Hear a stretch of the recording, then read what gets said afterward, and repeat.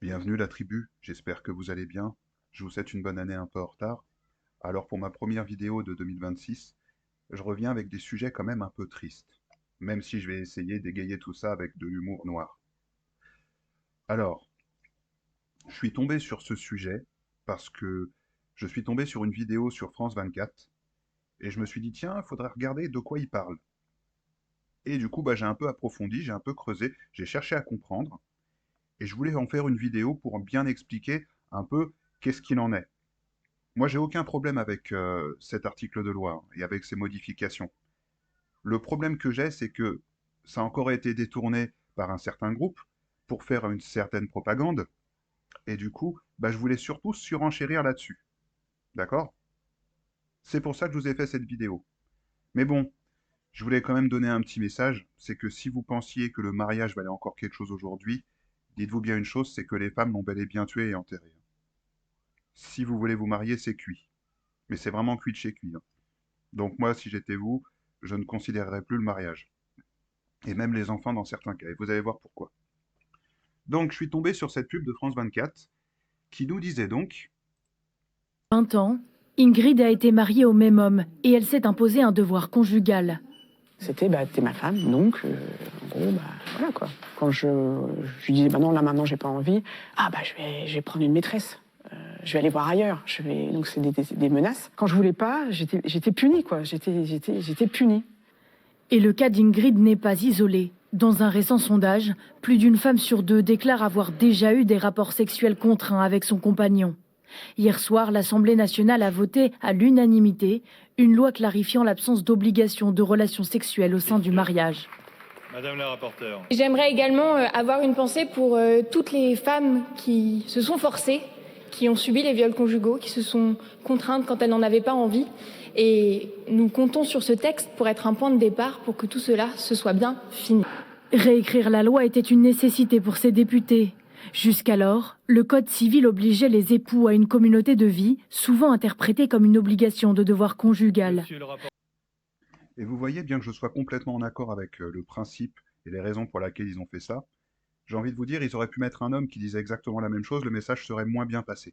Voyez? Et en fait, c'est ça le problème, c'est que faut toujours mettre une femme opprimée en avant pour qu'elle vous dise que ça fait 20 ans qu'elle se fait opprimer par son mari alors qu'elle avait le choix de divorcer si elle ne voulait plus coucher avec. Alors après, ils font une petite nuance, ils vous disent oui, les soirs où je ne voulais pas, sans vraiment trop rentrer dans les détails. Ça, c'est volontaire. Si ça se trouve, madame, ça faisait plusieurs années qu'elle ne voulait plus coucher avec lui. Mais on ne le sait pas, donc on va présumer, d'accord? En tout cas, je vous laisse imaginer la réaction des féministes sur X au niveau de cette vidéo. Ça a donné un peu ça, en fait.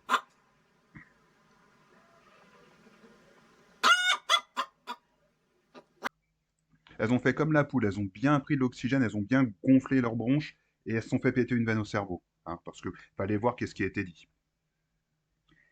Et du coup, on va regarder un peu qu'est-ce qui est vraiment étudié là-dedans. Qu'est-ce qu'ils ont mis en avant, qu'est-ce qu'ils ont dit et tout ça. Donc, article 1. Modifie l'article 212 du Code civil. Devoir des époux, respect, fidélité, secours, assistance, en y ajoutant un devoir explicite de respecter le consentement de l'autre. Et jusque-là, je vois aucun problème. Le problème, c'est que, en fait, comme je vous ai dit, il y a aussi des femmes qui font ça. Il y a des hommes qui ont déjà subi des trucs du genre, si tu veux pas coucher avec moi, tu sais, je peux aller au bar du coin et m'en choper 15 en 10 minutes.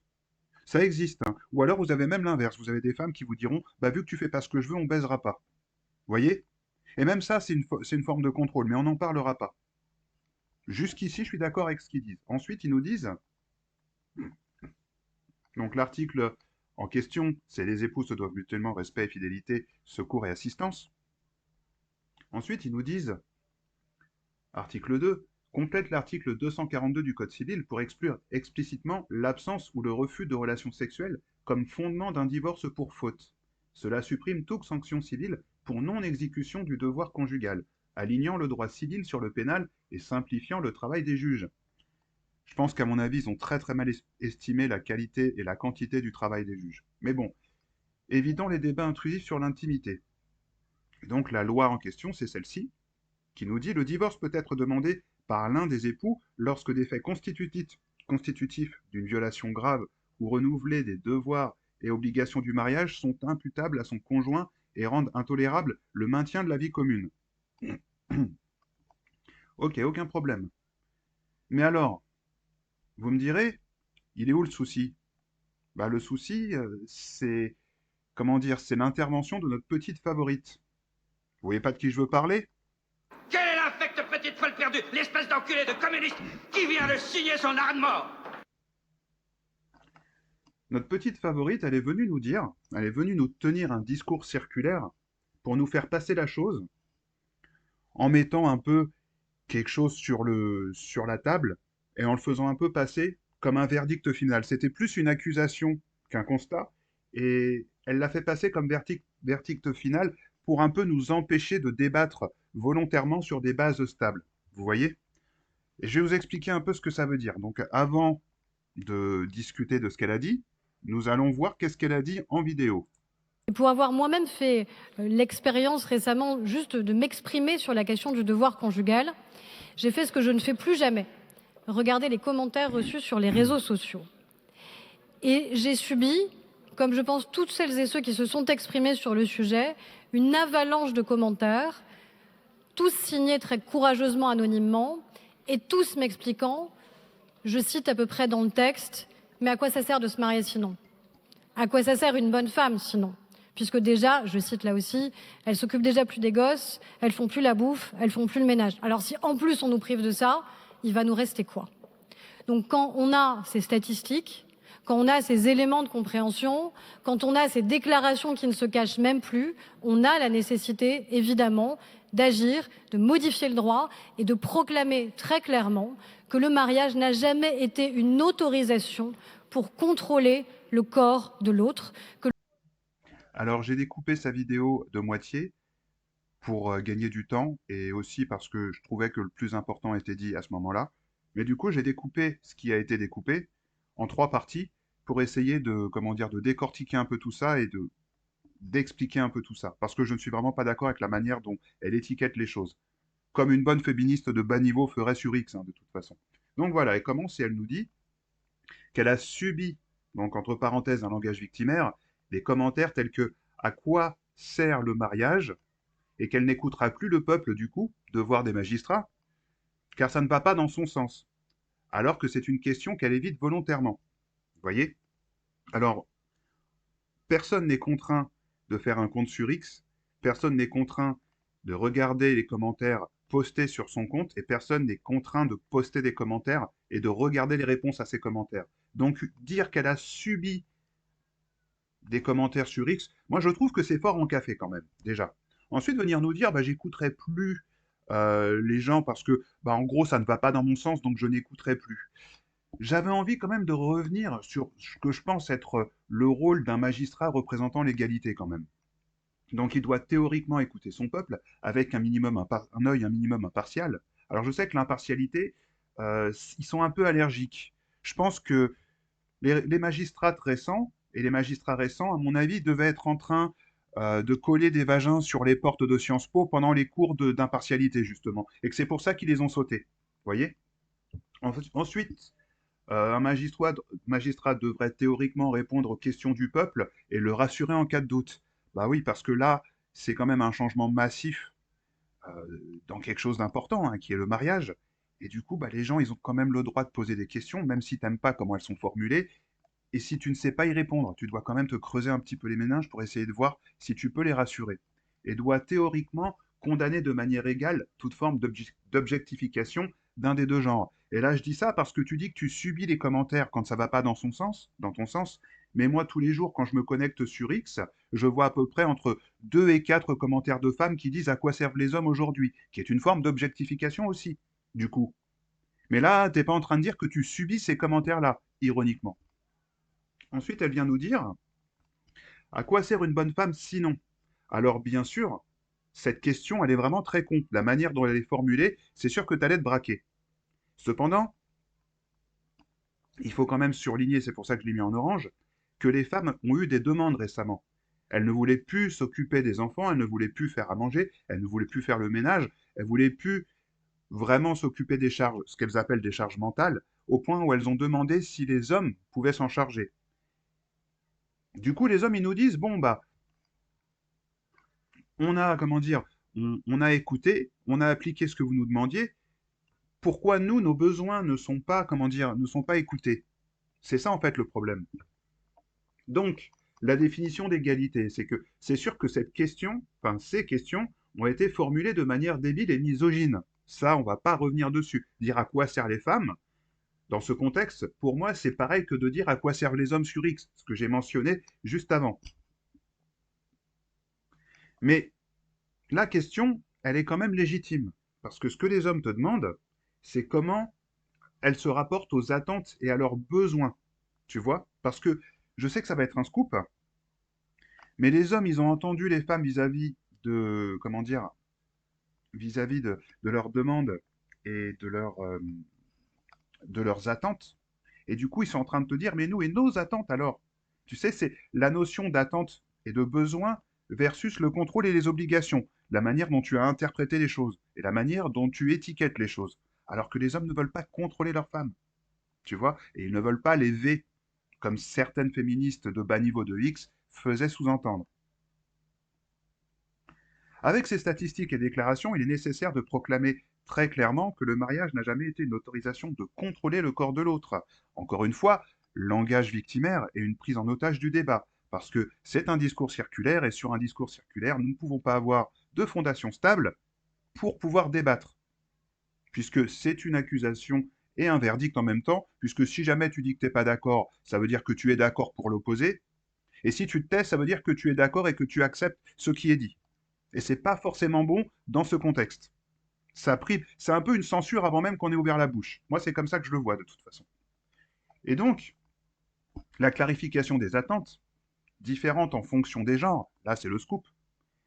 Les gens, enfin les hommes concernés s'attendent un petit peu à une réciprocité sous forme de disponibilité et d'exclusivité sexuelle. À ne pas confondre avec le contrôle. Faut pas faire l'amalgame. D'accord? Les attentes sont différentes. Par exemple, l'article 214 du Code civil, si elle ne veut pas écouter le peuple. Alors, Aurore, imaginons que, tu sais quoi, tu ne veuilles plus écouter le peuple et que tu ne veuilles plus lire les commentaires qu'on te fait sur X, tu peux toujours aller sur Google, qui ne te répondra pas directement, hein, mais qui pourrait t'afficher quelques articles intéressants, comme par exemple si tu lui demandes quelles sont les attentes psychologiques et sexuelles dans le couple pour un homme. Tu pourrais tomber sur des articles comme celui-ci, par exemple, qui nous dit pourquoi les hommes ont-ils besoin de se sentir sexuellement désirés. Il y en avait une trentaine.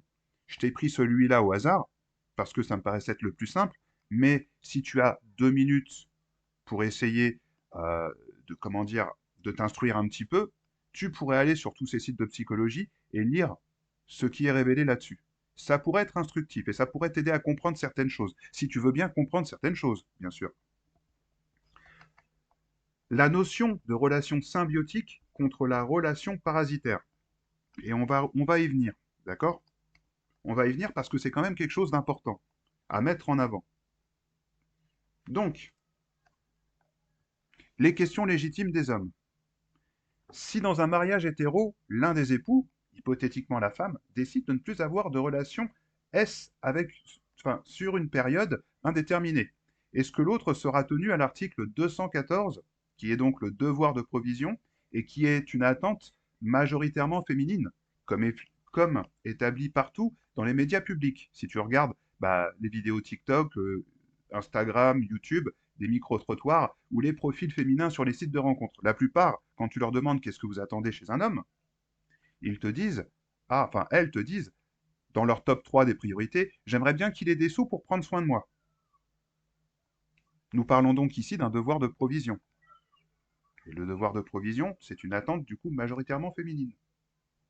Contre le concept de relation symbiotique, où chacun y trouve son compte, ou parasitaire, où l'un sera forcé de répondre aux attentes de l'autre, quand sa seule attente, très simple, sera négligée. En gros, ce que je suis en train de te dire, c'est que dans la nature, tu as deux types de relations. Tu as les relations symbiotiques, où un organisme va s'attacher à un autre organisme et va lui fournir quelque chose en attente d'un retour.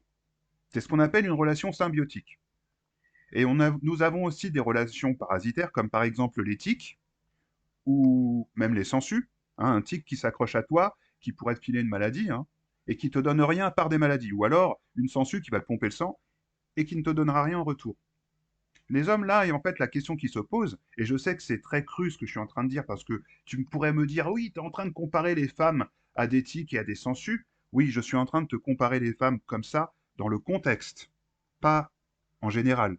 Encore une fois, pas faire l'amalgame, hein. Je sais que pour vous les féministes c'est difficile, mais quand même, faut garder les choses dans leur contexte. D'accord? On met pas des contextes dans les mots, on met les mots dans les contextes. C'est comme ça que ça se passe normalement. Enfin, de ce que je me souviens quand j'allais à l'école. Maintenant, ça fait 20 ans, tu me diras. Enfin, plus, ça fait presque 30 ans maintenant. Euh, donc, si un homme ne doit plus rien, ne doit plus s'attendre à rien de la part de sa femme, mais que la femme doit quand même s'attendre à ce que le devoir de provision soit respecté, comment est-ce que tu penses que l'homme va voir sa relation? Plus comme une relation symbiotique ou comme une relation parasitaire? C'est la question. C'est pas sorcier en fait. Je sais que là j'ai l'air d'un misogyne et tout, et ce que tu veux, patati. La question est quand même simple, et les attentes sont là. Et au cas où une femme n'est plus tenue dans son couple de répondre aux attentes de son homme, eh ben les hommes, ce qu'ils préféreront faire, c'est investir leur monnaie, leur énergie, leur attention et leur temps ailleurs. Tout comme une femme qui ne trouve pas compte, qui ne trouve pas son compte dans une relation. Généralement, aujourd'hui, ne plus trouver son compte dans une relation, c'est un motif qui est très facile pour une femme. Elle peut dire ah, bah, il m'emmène pas assez en voyage. Allez hop, je me barre avec le prochain qui a plus d'argent. Tu vois? Donc, c'est un peu à ça que les hommes font référence quand ils te disent mais qu'est-ce qu'on a y gagné du coup? C'est pas une attaque directe contre la femme, c'est une attaque contre le contexte. Le contexte de ce que vous nous présentez là. Ensuite, une autre question légitime qui pourrait donc être s'il y a divorce pour altération définitive du lien conjugal, est-ce que l'homme pourrait avoir recours à l'article 237 et 238 du Code civil, qui est donc relatif au divorce sans faute, sans avoir la pression et la contrainte de l'article 270 et 271 du Code civil, qui est relatif aux prestations compensatoires? Alors je crois que je te les ai retrouvés. Voilà. Article 237 qui nous dit le divorce peut être demandé par l'un des époux lorsque le lien conjugal est définitivement altéré. Est-ce qu'un homme qui est délaissé par sa femme pourra dire que le lien est définitivement altéré du coup? Le lien conjugal. C'est ça la question, tu vois? Est-ce que ça va marcher ou pas? Et si ça marche, est-ce que les hommes seront contraints, par exemple, de donner une prestation compensatoire? Alors, j'ai fait plein de petits gribouillés dessus parce que, en fait, ce que j'ai voulu mettre en avant, c'est que cet article, en fait, il fait surtout utilisation de variables. Parce que nous parlions aussi de tort exclusif, hein, c'est ce que cet article dit, mais apparemment, vu que vous allez modifier l'article 242, il n'y aura plus de tort exclusif. Tu comprends un peu où est-ce que je veux en venir ou pas? Plus on avance dans la vidéo, plus on avance, plus on lit les articles, et plus on a l'impression que d'un coup, le mariage, ça devient un piège qui se referme lentement. Et du coup, bah, ça revient à la question des hommes qui venaient te dire, mais qu'est-ce qu'on a à y gagner au mariage? Question que tu as volontairement refusé de répondre, ironiquement, parce qu'apparemment ça n'allait pas dans ton sens. Mais bon, enfin, je mets ça en avant, hein, je te lance pas des pics, Aurore, mais un petit peu quand même, tu vois. Donc, ce qui fait peur, en fait, c'est le juge peut refuser d'accorder une telle prestation si l'équité le commande. Peut, donc c'est une variable, peut être tenu de verser à l'autre, et encore l'utilisation de peut-être, une variable. Soit lorsque le divorce est prononcé au tort exclusif. Mais il n'y aura plus de tort exclusif du coup, puisque vous modifiez l'article 242 et que vous rajoutez une variable dans l'article 212. Tu vois où est-ce que je veux venir ou pas? Ensuite, nous avons le 271 qui nous dit la prestation compensatoire est fixée selon les besoins de l'époux à qui elle est versée et les ressources de l'autre tenant compte de la situation au moment du divorce et de l'évolution de celle dans un avenir prévisible. Ensuite, ça vous dit encore des variables. Que des variables et des variables. Donc là, la question que les hommes te posent, hein, grosso modo pour faire court, c'est à part gagner des droits, des devoirs et des variables, qu'est-ce qu'on y gagne à se marier? Puisque vous modifiez un article, mais vous ne modifiez pas le reste. Vous ne mettez pas, en fait, les choses à jour pour que les hommes puissent s'y retrouver. Et quand les hommes posent des questions, vous les pointez du doigt en disant attends, t'étais pas supposé être la ministre de l'égalité déjà? Elle est où l'égalité là? J'ai du mal à la voir, en fait. Mais bon, continuons. L'application des lois au cas par cas, possiblement en fonction des convictions idéologiques des juges. Juges féministes et gaï, aïe, aïe, aïe. Bah oui, parce que quand on voit ce qui se passe à Sciences Po, hein, je sais que je l'ai déjà dit, mais je le répète, les gens ont le droit d'avoir peur, surtout les hommes, en fait. L'état du marché de la rencontre, l'idéologie populaire actuelle et les lois désavantageant déjà les hommes donneraient l'impression que le mariage serait encore plus un piège. Impression et sentiment accentués par Nadège avec sa proposition. Connaissez Nadège? Non? Laissez-moi vous présenter Nadège Abomangoli. Attention mes loulous, c'est moi que v'là. Alors Nadège Abomangoli, elle est venue avec une idée monumentale. Alors vraiment, hein, c'est une idée, c'est magnifique. En fait, elle s'est dit, nous les politiciens de gauche, on aime un jeu. On aime le jeu de SOS Ouistiti. Du coup, on va jouer à SOS Ouistiti avec le code civil et les lois autour du mariage. Et les obligations morales. Vous connaissez SOS Ouistiti? Non, non, bah je vous montre. Tenez, regardez. Je sais pas, c'est con. C'est pas moi. C'est quand? C'est con quoi? C'était qui? Wistiti. Et nous, c'est quand? Maintenant. SOS, Wistiti. Retire les pics, c'est la tactique. Mais attention aux Wistiti. Si tu les fais tomber, t'es cuit. Oui. SOS Wistiti, ne les fais pas tomber et t'as gagné. Et c'est quand? Alors oui, si vous me demandez pourquoi je fais une comparaison à ça, c'est qu'en fait, SOS Ouistiti, le but du jeu, c'est d'enlever des bâtonnets et faire en sorte que les singes ne tombent pas, voyez? Et là, c'est comparable à ça, en fait. On enlève des principes, on enlève des mots du code civil, et puis on rajoute. Et Nadège, elle voulait, en fait, on a rajouté le respect du consentement du partenaire, mais Nadège, elle veut enlever la notion de fidélité. Donc elle joue à SOS Ouistiti. À part que là, c'est pas vraiment des humains qui jouent à SOS Ouistiti pour faire tomber les singes, c'est les singes qui jouent à SOS Ouistiti pour faire tomber la société. Nous voulons supprimer le mot fidélité à l'article 212 du Code civil. Nous pensons que cette obligation de fidélité est essentiellement interprétée comme relevant de la fidélité charnelle et donc comme une composante de la communauté de vie et donc une forme de continuité du devoir conjugal. Nous pensons que la notion de fidélité laisse supposer un droit de contrôle sur le corps de l'autre et la supprimer revient donc à lutter contre le continuum de violence dans le couple. Par ailleurs, cet amendement permet une adaptation en réalité au droit existant puisque en effet l'adultère n'est plus une faute pénale depuis la loi du 11 juillet 75. Cette proposition n'altère en rien la présomption de paternité et nous contestons d'abord d'une part que la fidélité largement considérée comme relevant de la fidélité charnelle ne doit pas compter parmi les devoirs des époux et nous contestons également qu'un manquement à ce devoir, encore interprété comme un défaut de devoir conjugal, puisse constituer une cause de divorce pour faute. Et je tiens quand même à préciser que, juste histoire qu'on m'emmerde pas avec ça, que quand je parle de singes, je vise majoritairement tout le parti et les filles, pas que certaines personnes. Maintenant que c'est mis au clair, on peut passer à la suite. Donc, Nadège, elle nous dit, nous pensons que cette obligation est essentiellement interprétée comme relevant de la fidélité charnelle, et donc comme une composante de la communauté de vie, et donc une forme de continuité du devoir conjugal. Et donc. Elle se prendrait pas un peu pour Sherlock Holmes, Nadège? Les enfants, c'est élémentaire, mon cher Watson. Bon, c'est à ça que ça m'a fait penser, en fait. Donc, moi, j'ai utilisé un algorithme de décryptage SHA-256 parce qu'elle avait un programme de cryptage sur la bouche quand elle parlait, et voilà ce qu'elle est en train de nous dire, en fait. La fidélité sera seulement émotionnelle, il ou elle pourra se donner à tout le quartier et le justifier, ce qui se rapporte indirectement à « mon corps, mon choix ». Nous savons très bien qui bénéficierait principalement de ce genre de deal. Nadège, soyons honnêtes.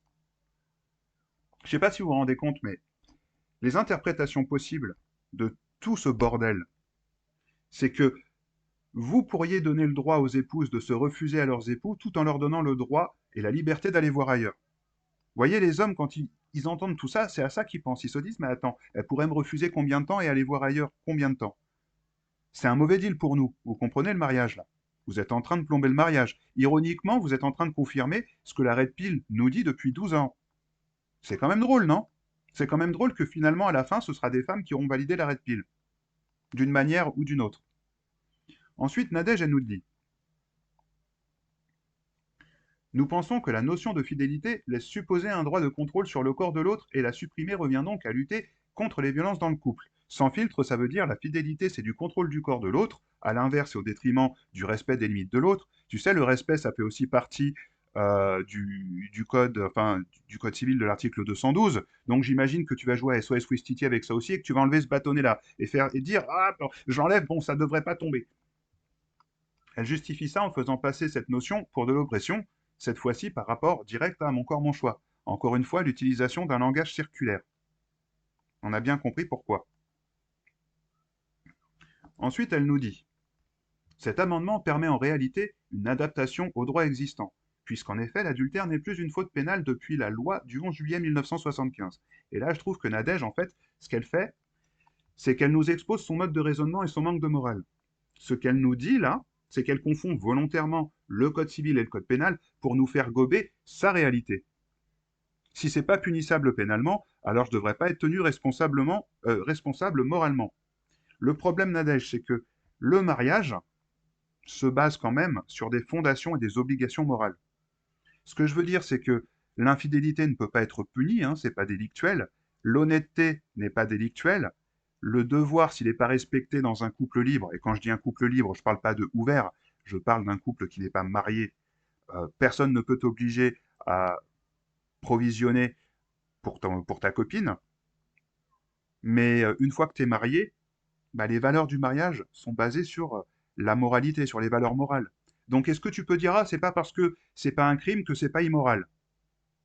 Je suis désolé, je suis pas d'accord, parce que si tu utilises cette rhétorique-là, alors il y a plein de choses qui sont pas délictuelles, mais qui sont quand même immorales, et ça donnerait justification à toute une flopée de merde que les gens pourraient faire. C'est ouvrir la boîte de Pandore, en fait. Donc je trouve que c'est quand même malhonnête.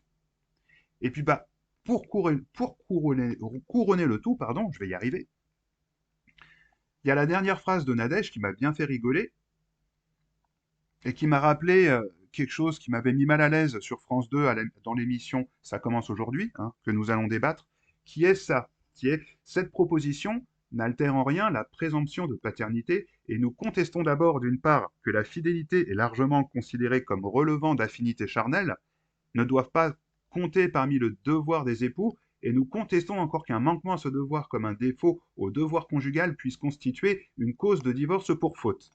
Alors ça fait une belle salade de mots, ça. Ça aussi, c'est vraiment pas mal. Donc, nous allons décrypter tout ça. Ce que Nadège, elle a voulu nous dire, c'est que en Womanise, la présomption de paternité sera maintenue. Alors la présomption de paternité, du coup, c'est l'article 312 et 313 du Code civil, qui nous dit « L'enfant conçu ou né pendant le mariage a pour père le mari. » D'accord? Et pour ceux les plus sceptiques d'entre vous qui diraient lorsque les deux époux accueillent un enfant, la présomption de paternité s'applique automatiquement. Concrètement, le nom du mari est inscrit sur l'acte de naissance de l'enfant et la filiation paternelle est juridiquement établie sans qu'il soit nécessaire d'effectuer une reconnaissance. Cependant, cette présomption connaît des limites temporelles liées à la situation matrimoniale des parents. Elle ne s'applique qu'aux enfants conçus durant le mariage. Pour les enfants conçus après la dissolution de l'union, par divorce ou décès, la filiation paternelle ne peut être présumée. Donc, en gros, tu veux ouvrir le mariage, mais tu veux maintenir cette notion, bon, qui est quand même, comment dire, c'est une bonne chose, ça vise à protéger les enfants. Mais de ce que je vais vous montrer, en fait, protéger les enfants, c'est toujours dans un sens, mais jamais dans l'autre. C'est protéger les enfants quand ça peut rapporter quelque chose à la femme, mais quand on dit à une femme qu'elle aurait dû être responsable pour protéger un enfant, elle le prend mal. Et par ça, c'est ce que je vais vous montrer avec Ça commence aujourd'hui. Alors, il faut quand même mettre une chose au clair, je suis à fond pour protéger les enfants. Mais je vois pas comment responsabiliser une personne à cause de l'irresponsabilité d'une autre personne est quelque chose qui pourrait fonctionner dans la société. Et je dis ça parce que voilà ce qui a été dit par la suite. Alors vous avez Magalax, la baleine psychologue, et la présentatrice, qui ont été un petit peu émoustillés par ce qui avait été dit par le pédiatre. Le pédiatre, il lui a dit « Posez-vous les bonnes questions ». Et vous voyez, dans le cerveau d'une féministe, c'est un jugement de valeur. Alors que ce que le pédiatre disait, c'était bah, « Vous avez été irresponsable, vous avez mis un enfant au monde qui est issu de l'adultère, ça risque de lui causer des problèmes sur le long terme, hein, que ce soit développement psychologique ou développement dans une cellule familiale qui ne sera pas forcément la bonne. Ça pourrait créer des conflits au niveau du couple. Et ce qui pourrait se passer, c'est que votre mari pourrait ne pas le reconnaître. Bon, ici, il l'a reconnu parce que c'était un simp, mais votre mari ne pourrait pas le reconnaître et le père biologique ne pourrait ne pas le reconnaître non plus. Et il pourrait encore se passer un truc encore pire, c'est que votre mari pourrait demander le divorce pour faute, vous pourriez vous retrouver avec un enfant à charge qu'aucun des hommes n'a reconnu en tant que mère célibataire et du coup vous seriez au crochet de la société. Voilà ce que voulait dire le pédiatre, tout en voulant lui expliquer que dans l'intérêt de l'enfant, il fallait quand même qu'elle se pose les bonnes questions. Mais non, le pédiatre, il était inapproprié dans son discours, bien sûr. Sauf quand il faut imposer l'article 312 à un innocent pour protéger l'enfant. Là, on est d'accord qu'il faut protéger l'enfant. Vous voyez pas un peu le côté hypocrite de la chose? Ensuite, Nadège, elle nous dit donc, puisqu'elle n'en parle pas, qu'elle n'aura aucune considération pour l'obligation de test de paternité. Bah oui, pourquoi mettre une obligation de test de paternité quand on peut garder la présomption de paternité et puis faire en sorte que le cocu s'occupe d'un enfant qui n'est pas de lui, hein, comme dans l'exemple que je vous ai montré, où Jean-François, il s'occupera et il reconnaîtra l'enfant de Mamadou. Vous voyez ou pas? Ensuite, elle utilise un langage qui est typiquement féminin et que ceux d'entre vous qui auront eu affaire aux femmes sur les réseaux sociaux auront entendu au moins une fois dans leur vie. Vous savez, ceux qui vont sur Tinder, Bumble, Mythic et tous ces trucs à la con là.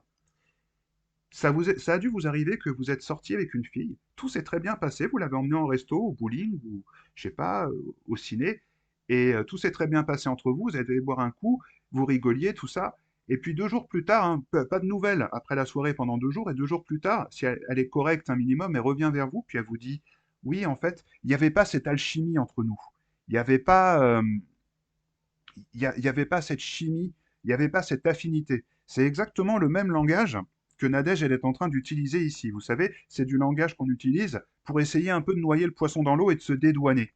Là, ce qu'elle est en train de vous dire, c'est qu'elle veut gauger, si vous voulez, la fidélité d'un partenaire à l'autre basée sur le niveau d'attirance. Mais dans le monde du dating, on peut comprendre que ce soit utilisé comme excuse ou comme raison. D'accord? Excuse ou raison, comme vous voulez. Mais t'es supposé te marier avec quelqu'un qui t'attire physiquement, normalement. Enfin, quelqu'un qui a du bon sens. Va pas se marier avec une personne qui ne l'attire pas physiquement. Ça n'a aucun sens, puisque le couple, il y a quand même dans le mot couple, c'est quand même un raccourci de copuler ou de s'accoupler, donc l'acte sexuel. C'est de l'orthographe, hein, c'est du français que je suis en train de vous faire. Du coup, pourquoi tu irais te forcer à te marier avec quelqu'un avec qui tu n'as pas envie de t'accoupler? Ou alors de faire un espèce de graphe avec des valeurs montantes et descendantes, donc des variables encore une fois, qui justifieraient que tu trompes ou que tu trompes pas ton partenaire ou que tu ailles voir ailleurs, basé sur l'affinité charnelle. Ça n'a absolument aucun sens. C'est dénué de sens. Et vous voyez, ça vous montre un peu le niveau de gymnastique mentale qui s'opère dans le cerveau de ces femmes. Je ne suis pas en train de critiquer les femmes, hein, pas du tout. Je critique certaines femmes. Et je trouve ça triste qu'on en arrive à ça aujourd'hui, en fait. La raison pour laquelle je fais cette vidéo. Mais enfin, bon, voilà. Dernière chose, si cette proposition passe, la notion de fraude de paternité deviendrait possiblement obsolète. J'ai essayé de faire court, hein. Je vous jure que ça m'a pris un moment pour essayer de faire ce PowerPoint, et j'essaye de faire court, mais il y a tellement de choses à dire que je risque de m'étaler un peu encore. Donc, il y aurait quand même des questions obligatoires, hein, Aurore, auxquelles il faudrait répondre. Alors là, ce serait surtout Nadège, mais il y a des questions quand même légitimes quand on entend ça. Comme par exemple, en présumant que le couple a toujours des relations S intraconjugales. Est-ce que les partenaires auront-ils le devoir de se protéger? Bah oui, parce que tu sais, dans l'article 212, il y a toujours la notion de respect. Et le respect, c'est par exemple aller queuter ailleurs, ou aller mouler ailleurs, sans ramener une petite EMST ou une UST comme le VIH ou par exemple un herpès. Surtout s'il y a des enfants, en fait, ça pourrait être problématique. L'herpès, tu pourrais le filer à ton gamin sans même avoir de relation avec lui, puisque c'est du contact peau à peau, en fait. Donc ça inviterait des précautions supplémentaires, juste parce que les gens, comme la fille de Ça commence aujourd'hui, se seraient montrés irresponsables. Tu vois, donc il faudrait en plus responsabiliser d'une manière ou d'une autre, indirectement, les enfants. Ça n'a aucun sens. Tu vois? Enfin, on parle des cas extrêmes, hein, au cas où il y a un herpès ou quelque chose de contagieux, une gonorrhée, tu vois? Quelque chose qui soit bactériologique et qui pourrait être passé à l'enfant. On parle vraiment de responsabilisation et de respect là. Ensuite, est-ce que les partenaires seront tenus de se faire dépister régulièrement? Encore une fois, cette notion de responsabilisation. Je sais que ce mot vous donne de l'urticaire à gauche, mais il faut quand même en parler, il faut quand même le mettre sur la table. Parce que nous parlons quand même de valeurs morales. Et ça fait partie des valeurs morales. Les partenaires auront-ils le devoir de transparence envers les uns et les autres? L'honnêteté. Ouais, même ça à gauche, hein, ça pose problème. Là, c'est plus de l'urticaire que ça vous donne, c'est carrément des pustules. Mais bon, il faut quand même le mettre, parce que obligation morale du mariage. Hein, on va pas tout foutre en l'air quand même. On n'est pas des animaux, hein. Enfin, du moins pas tous. Quelles seront les provisions dans le cas où un des époux est délaissé?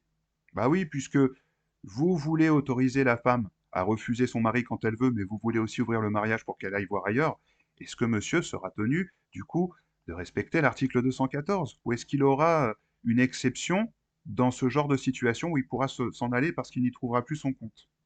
Ça pourrait être bien d'y penser, hein, si vous voulez vraiment maintenir le mariage. Comptez-vous rendre les tests de paternité automatiques? Ouais, bon, bah là, je pisse dans un violon avec cette question, hein. Comptez-vous abroger l'article 214, donc provision pendant le mariage? Hein, j'y ai déjà posé la question. Et du coup, en présumant que le couple implose suite à ces modifications, et je dis bien en présumant, mais en vrai, ça va imploser. Hein. Ça va imploser. Comptez-vous modifier ou abolir les articles 270 et 271, les prestations compensatoires? Qu'en sera-t-il pour la séparation des biens? Ah oui, ça aussi, hein. Et surtout, est-ce que les juges auront un module impartial de formation pour répondre équitablement et professionnellement à ce nouveau type de crise? Ouais, parce que l'impartialité dans le Code des magistrats, je crois que c'est sur les 3 ou 4 premières pages, et généralement, j'ai l'impression qu'ils sautent cette partie-là. C'est peut-être un petit peu allergique. Ou alors, ce qu'ils font, c'est qu'ils prennent cette partie-là et puis ils les mettent dans un coin de leur toilette. Comme ça, si jamais il n'y a plus de papier toilette, ils peuvent les lire occasionnellement et se torcher avec quand ils vont faire leurs petits besoins. Après, peut-être que je m'avance un peu trop là-dessus aussi, hein. Du coup, l'Assemblée nationale a rejeté la demande de Madame Nadège Abomangoli. Pour le moment, il y a bien écrit discuter et rejeter, hein, le 28 janvier 2026. Mais bon, je voulais quand même faire une petite parenthèse dessus, parce que moi, ce qui m'embête, c'est que il y a quand même quelqu'un qui a eu le culot de présenter cette proposition à l'Assemblée nationale. Et c'est ça qui me fait peur, en fait. Vous comprenez? Enfin, voilà. Et puis, bah, pour terminer cette vidéo, du coup, je voulais vous montrer quelque chose que j'ai trouvé quand même choquant. Vous voyez? Et au départ, j'ai pensé que c'était une blague. Et je me suis dit, non, elle doit blaguer. Puis je suis allé voir son profil. Et je me suis dit, ah ouais, d'accord. Alors nous avons affaire à une jeune femme d'environ 25 ou 26 ans, qui a une très très bonne situation, qui a l'air d'être assez aisée, hein, une bonne bobo, et qui du coup va nous expliquer comment elle voit le mariage et les lois autour du mariage sur les enfants, sur la famille. Accrochez-vous, vous n'êtes pas prêts. J'ai décidé que j'allais me marier avec un homme un petit peu plus vieux, genre d'une dizaine d'années de plus, et que ce serait un homme très gentil, très bienveillant, que j'allais choisir sous une catégorie la plus importante, être un beau-père de famille. Parce que je me dis, le plus important dans sa vie familiale, etc., ça va être le père de tes enfants. Sauf que moi, les gars, je suis attirée par les mecs toxiques, et c'est comme ça depuis le début. Enfin, je trouve que honnêtement, ça va pas changer. Je veux me trouver un homme très gentil pour mon premier mariage. Après avoir fait des enfants avec lui et qu'on ait consommé notre amour comme il le fallait, enfin notre amour t'as capté, je risque de me lasser de lui, et c'est là qu'arrive le coup de génie, parce que du coup, on va divorcer. Et alors là, les gars, je vous laisse écouter. Garde alternée. C'est-à-dire qu'avec ce principe exceptionnel, tu n'as tes enfants qu'une fois toutes les 2 semaines. Donc t'as une semaine pour toi toute seule en tant que femme. Et tu sais que tes enfants, ils sont genre au top chez leur papa pendant l'autre semaine. Mais the dream, en fait. Pendant ce temps-là, je m'amuse, je fais ma vie, etc. Je me retrouve un nouvel homme, spicy, plus jeune, en mode un peu Caro Cougar, t'as la vision. Et voilà, et c'est intense, et c'est beau. Comme mon premier mari sera adorable, bah forcément, ils vont bien s'entendre parce qu'il n'y aura pas de problème. Et donc voilà, destination finale. On ne triche pas avec les valeurs morales. Et oui, Aurore, les hommes aussi subissent les réseaux sociaux. Et tu sais quoi? On n'est pas ministre de l'égalité des genres, nous. Alors, on va faire une petite récapitulative de ce qu'elle vient de nous dire, la chère demoiselle, du coup. Donc, elle nous informe que c'est une personne toxique. Et pour ceux d'entre vous qui ont été en relation avec une femme, une personne toxique, vous savez très très bien ce que ça veut dire. Et qu'est-ce qui pourrait potentiellement vous arriver. Ensuite, elle vient nous dire qu'elle compte cibler un bon gars, avec le cœur sur la main, et le tromper, alors peut-être pas physiquement au départ, mais sur l'intention de vie commune, pour lui voler son temps et ses ressources. C'est une prédatrice, une belle preuve que les femmes peuvent tout aussi être perfides que les hommes qu'elles dénoncent. Voyez ?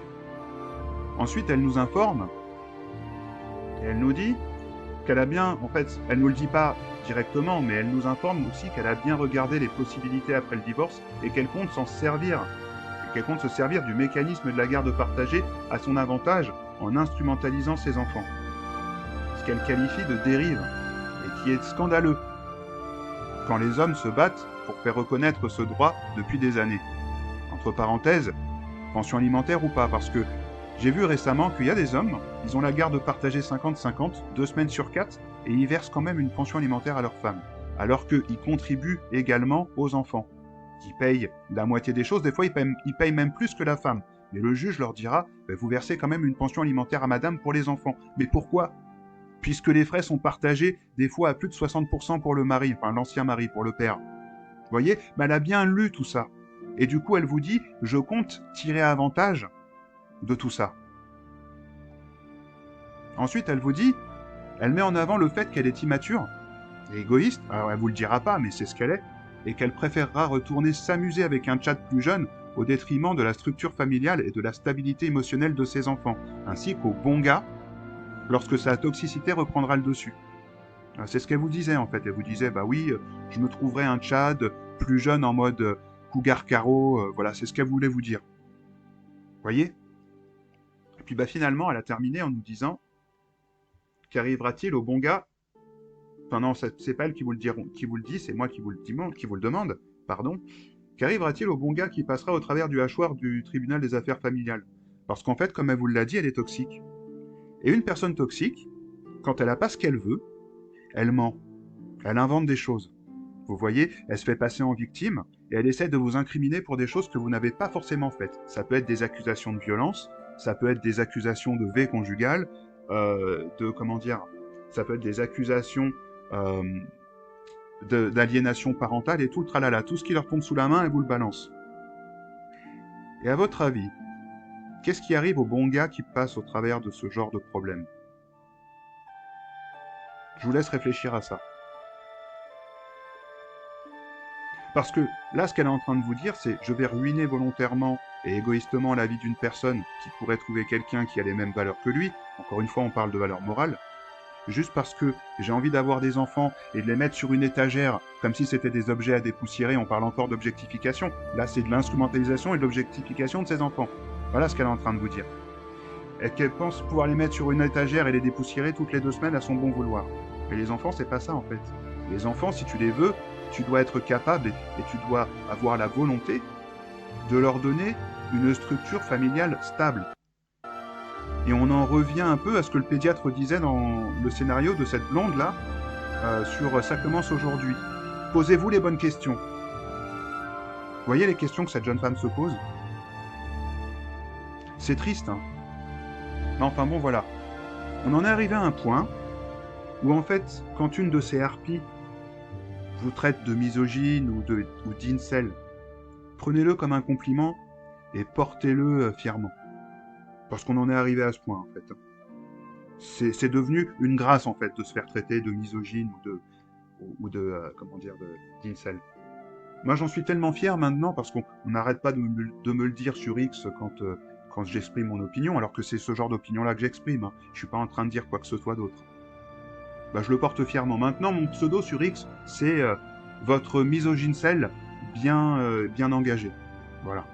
Parce que ça me fait rigoler, en fait, l'utilisation de ces mots maintenant. Donc voilà, rigolez-en. Et comme je vous ai dit au début de la vidéo, le mariage est cuit. Le mariage est cuit. Et ce sont les femmes qui l'ont plombé. Tout simplement. Enfin voilà. Je vous souhaite une bonne soirée. Je vous souhaite une bonne semaine, puisqu'on est dimanche. Et je vous dis à la prochaine. J'avais un peu déraillé avec les vidéos que je faisais parce que j'essayais de troller un peu les trucs sur Pony Blue, puis même sur SIDAction qui nous accusait, nous les mascus, d'être à l'origine de l'augmentation des cas de contamination du VIH récemment. C'est ce qui est sorti il y a 2 mois. Bah là, ils ont du mouron à se faire, hein, s'ils veulent ouvrir les mariages et laisser n'importe qui aller voir n'importe où. Sans cadre, à mon avis, ça va vraiment partir en couille, sans vouloir faire de jeu de mots déplacés, hein. Enfin voilà. Bon courage à vous, et merci d'avoir regardé la vidéo jusque maintenant si vous êtes encore là. Je vous salue. Ciao.